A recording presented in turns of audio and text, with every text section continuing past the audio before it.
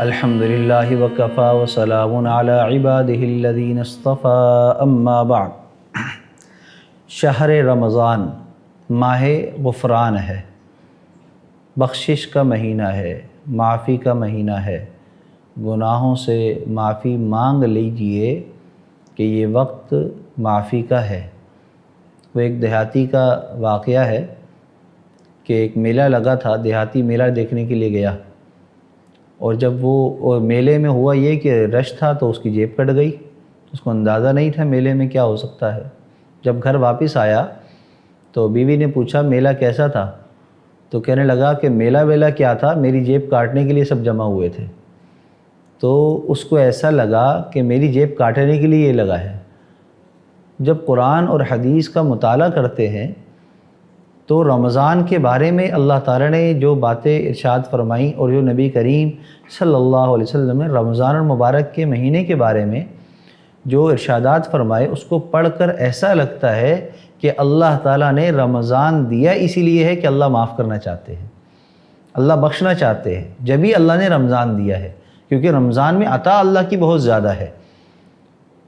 اللہ بخشنے کے بہانے اللہ نے بنائے ہیں، اللہ نے بخشنے کے بہانے بنائے ہیں۔ جیسے اللہ تعالیٰ نے سب سے پہلا کام کیا کیا کہ رمضان کا چاند طلوع تو ہی شیطان کو قید کر دیا۔ اب شیطان اللہ کا دشمن ہے، انسان کا بھی دشمن ہے، کیونکہ انسان کی وجہ سے ہی شیطان دھتکارا گیا، مردود ہوا، تو وہ اللہ کا بھی دشمن اور شیطان کا بھی دشمن ہے۔ تو جو ہمارا اصلی دشمن ہے، جو ہمیں کبھی معاف کر ہی نہیں سکتا ہے، نہ وہ کرے گا، وہ ہر وقت ہمارے پیچھے لگا ہے، تو سب سے پہلا کام اللہ نے یہ کیا ہم پر رحمت والا کہ شیطان کو، ہمارے دشمن کو قید کر دیا۔ اب دشمن قید کر دیا جائے تو معاملہ آسان ہو جاتا ہے، تو اللہ نے آسان کر دیا ہمارے لیے، گویا کہ اللہ ہمیں بخشنا چاہتے ہیں، تو اس لیے شیطان کو قید کر دیا۔ دوسرا، اللہ نے اعمال کا ریٹ بڑھا دیا۔ جیسے سیزن آتا ہے نا، مارکیٹ کے اندر تاجر ریٹ بڑھاتے، کہتے ہیں ہمارا سیزن آ گیا، تو رمضان بھی سیزن ہے۔ کیسے سیزن ہے؟ فرمایا کہ رمضان المبارک کے مہینے میں جو بندہ نفلی عبادت کرتا ہے تو اللہ اس کو فرض کے برابر اجر عطا فرماتے ہیں، اور جو ایک فرض ادا کرتا ہے اللہ اس کو اس سے بڑھا کر 70 گنا بڑھا کر جو ہے اس کو فرض کا بڑھا کر اجر عطا فرماتے ہیں۔ اور پھر فرمایا کہ من جاء بالحسنۃ فلہ عشر امثالھا، کہ ایک لے کر آؤ گے 10 گنا دوں گا، یہ عام اصول ہے۔ لیکن رمضان میں جب جو ہے وہ فرض جو ہے 70 فرضوں کے برابر ہوگا تو 70 فرضوں کو 10 کے مطابق آگے اور بڑھا لیں، یعنی ریٹ بہت زیادہ ہائی ہو جاتا ہے ہر عمل کا۔ تو ہر رمضان میں اللہ تعالیٰ نے عمل کا ریٹ بڑھا دیا۔ تیسری بات، اللہ نے رمضان المبارک میں قبولیت کی گھڑیاں بنائیں، اور سب سے اہم گھڑی کون سی؟ افطار کے وقت دعا کی قبولیت کی گھڑی ہے۔ فرمایا کہ یہ وقت ایسا ہے کہ اس وقت میں ہر ایک کو چاہیے کہ اس وقت کچھ لمحے دعا مانگ لے، لیکن دعا کو دعا کے انداز میں مانگیں۔ ایک ہے دعا پڑھنا اور ایک ہے مانگنا۔ ہمارے ہاں رواج پڑھنے کا ہے، بعض دفعہ ہم عربی کی دعائیں پڑھ رہے ہوتے ہیں، یا ہم اردو کے اندر پڑھ رہے ہوتے ہیں، تو پڑھنا نہیں ہے، مانگنا ہے۔ اور مانگنا ایسے ہوتا ہے کہ محتاج بن کر مانگا جاتا ہے۔ اور وہ کیسے؟ اور حجاج بن یوسف کا واقعہ ہے کہ طواف کر رہا تھا کہ اس نے دیکھا کہ ایک جو ہے وہ بندہ غلاف کعبہ پکڑا ہوا دعائیں مانگ رہا ہے، رو رہا ہے، چلا رہا ہے۔ تو پوچھا کہ بھئی کون ہے، کیا ہوا؟ کہا کہ یہ اس کی آنکھیں کی بینائی نہیں ہے، تو اور یہ اللہ سے دعا مانگ رہا ہے اللہ اس کو بینائی دے دیں۔ تو حجاج نے کہا اچھا، اس کو رک کر کہا کہ میرا طواف ختم ہونے سے پہلے اگر تیری آنکھوں کی بینائی نہ آئی تو پھر تیرا سر قلم کر دوں گا۔ اب اس کی جان پر بن گئی، اب وہ اللہ کے آگے رونے لگا، اللہ آنکھیں نہیں تھی تو کوئی مسئلہ نہیں تھا، اب تو میری جان کا خطرہ ہے، اگر میری آنکھوں کی بینائی نہ آئی تو جان چلی جائے گی، اللہ اب تو میری آنکھوں کی بینائی دے دے۔ تو کتابوں میں لکھا ہے حجاج بن یوسف ظالم مشہور تھا، اس کا طواف ابھی پورا ہوا اور اللہ نے اس کو بینائی دے دی، کیونکہ اس نے دل سے مانگا۔ تو جب دل سے ہم مانگتے ہیں تو یاد رکھیے کہ اللہ بھی بڑا سخیوں کا سخی ہے، اللہ دے کر خوش ہوتا ہے، دعا مانگنے والے سے اللہ خوش ہوتا ہے۔ فرمایا ٹوٹے رشتے وہ جوڑ دیتا ہے، بات رب پہ جو چھوڑ دیتا ہے، اس کے فضل کے کیا کہنے، لاکھ مانگو کروڑ دیتا ہے۔ اللہ سے مانگ کر تو دیکھیں، ہم رمضان کا مہینہ بغیر دعاؤں کے ہم گزار دیتے ہیں، کاموں میں لگے ہوئے ہیں، یہ کام وہ کام، یہ کام وہ کام، عورت کو دیکھو، مرد کو دیکھو، تاجر کو دیکھو، مزدور کو دیکھو، ہر ایک اپنے کام میں مصروف ہے۔ ارے اللہ کے بندو، رمضان المبارک کا اتنا قیمتی مہینہ، دعاؤں کا مہینہ ہے، کوئی وقت ضائع نہ ہونے دیں، کوئی لمحہ بھی ایسا نہ گزرے جس میں ہمارے دل کے اندر اللہ کی طرف طلب نہ ہو، دعاؤں کی احتیاج نہ ہو، ہمارے اندر محتاجی ہونی چاہیے۔ تو ظاہراً ہمیں ہاتھ اٹھائے بغیر بھی ہم دعا مانگ سکتے ہیں اور اللہ کے آگے اپنی بات کو منوا سکتے ہیں۔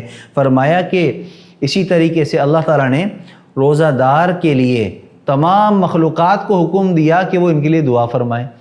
پرندے جو ہے ہواؤں میں دعا کرتے ہیں روزہ دار کے لیے، مچھلیاں پانی میں کرتی ہیں، چونٹیاں بلوں میں کرتی ہیں، کس کے لیے؟ روزہ دار کے لیے، طالب علم کے لیے، اور لوگوں کے لیے بھی ہے۔ ان میں سے ایک روزہ دار بھی ہے جس کے لیے اللہ کی تمام مخلوق دعا کرتی ہے کہ اے اللہ، اس نے آپ کی رضا کے لیے روزہ رکھا ہے، اللہ اس کو تو قبول فرما لے، مغفرت اس کو تو معاف فرما دے۔ تو مخلوق جس کے لیے دعا کریں جس عمل پر، تو یاد رکھیے کہ اللہ اس میں معاف کرنا چاہتے ہیں، جبھی وہ نعمت بھی عطا فرماتے ہیں۔ تو اللہ نے یہ بھی بہانہ بنایا کہ ہمیں رمضان کا مہینہ عطا فرمایا۔ اسی طرح فرمایا کہ رمضان مبارک کی دن ہو یا رات یہ بڑے قیمتی ہیں۔ ہر علماء نے لکھا ہے رمضان مبارک کی ہر رات کو جہنمیوں میں سے 10 لاکھ جہنمیوں کو اللہ جہنم سے بری فرماتے ہیں۔ 10 لاکھ جہنمیوں کو اللہ رمضان کی ہر رات میں بری فرماتے ہیں۔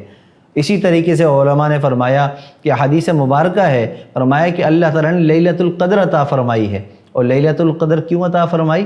اللہ سے مانگنے کے لیے، بخشش کے لیے۔ اللہ آسمان دنیا پر آ کر ندا لگاتے ہیں، کوئی ہے بخشش کا طلبگار، کوئی ہے سوال کرنے والا کہ میں اس کا سوال پورا کروں، اللہ اس وقت ندا لگا رہے ہیں۔ تو لیلۃ القدر کی رات کون سی رات ہے؟ فرمایا کہ آخری عشرے میں طاق راتیں ہیں، 21، 23، 25، 27 اور 29۔ ایک رات کو مخصوص نہیں کیا تاکہ 5 راتوں کو تم مانگو اور اللہ تمہیں بے انتہا عطا فرمائے۔ تو اللہ ہمیں دینا چاہتے ہیں، اس لیے اللہ نے ہمیں لیلۃ القدر عطا فرمائی۔ اور فرمایا کہ رمضان المبارک کے مہینے میں 3 کاموں پر اللہ تعالیٰ نے بخشش کا وعدہ فرمایا۔ نمبر 1، من صام، فرمایا جو روزہ رکھے گا ایماناً احتساباً، ایمان اور احتساب کے ساتھ، اللہ اس کے پچھلے سارے گناہوں کو معاف فرما دیں گے۔ اسی طرح فرمایا من قام رمضان، جو رمضان المبارک کی راتوں کو قیام کرے گا، اللہ اس کے پچھلے سارے گناہوں کو معاف فرما دیں گے۔ اسی طرح لیلۃ القدر کے بارے میں فرمایا من قام لیلۃ القدر، جو لیلۃ القدر کی رات کو کھڑا ہو رہے گا، عبادت میں لگا رہے گا، اللہ اس کے پچھلے سارے گناہوں کو معاف فرما دیں گے۔ تو عزیزو، رمضان کا مہینہ یہ بخشش کا مہینہ ہے، شہر غفران ہے، اس سے ہم فائدہ حاصل کریں اور اپنے گناہوں کی بخشش کروائیں۔ آخری بات، علماء نے لکھا ہے کہ رمضان کی مثال باقی سال کے 11 مہینوں سے ایسی ہے جیسے حضرت یوسف علیہ السلام کی مثال باقی 11 بھائیوں کے ساتھ، کہ یوسف علیہ السلام عزیز مصر بنے، تخت مصر پر بیٹھے، تو پھر آپ کے پاس غلہ لینے کے لیے آپ کے بھائی آئے، تو ان 11 بھائیوں میں سے جن بھائیوں نے آپ کے ساتھ زیادتی کی، آپ کے قتل کے در پر ہوئے، والد سے آپ کو جدا کیا، انہوں نے گناہ کیا تھا، تو عزیز مصر کون تھے؟ یوسف علیہ السلام۔ تو گویا کہ رمضان المبارک کی طرح یوسف علیہ السلام اللہ کے نبی ہیں، وہ جو ہے اپنے باقی 11 بھائیوں کو جب وہ آئے اور سجدے میں گر گئے تو انہوں نے اللہ کے لیے ان کو معاف کر دیا اور کہا کہ بس آج کوئی مواخذہ نہیں، کوئی پوچھ نہیں، میں نے سب کچھ معاف کر دیا۔ بالکل رمضان کا مہینہ بھی ایسا ہے، جس انسان کو رمضان کا مہینہ مل گیا اور وہ اپنی بخشش نہ کروا سکا تو بڑا بد نصیب ہے۔ رمضان کا مہینہ تو اللہ نے دیا اسی لیے ہے تاکہ اللہ ہمیں معاف فرما دیں۔ تو ہم اللہ سے اگر سچے دل کے ساتھ، طلب کے ساتھ معافی مانگیں گے اور ہر موقع سے فائدہ اٹھائیں گے تو یقیناً اللہ ہمیں اس رمضان کی برکت سے ضرور معاف فرما دیں گے۔ اللہ ہم سب کو اپنے تمام گناہوں کی معافی مانگنے کی توفیق عطا فرمائے۔ وآخر دعوانا ان الحمد للہ رب العالمین۔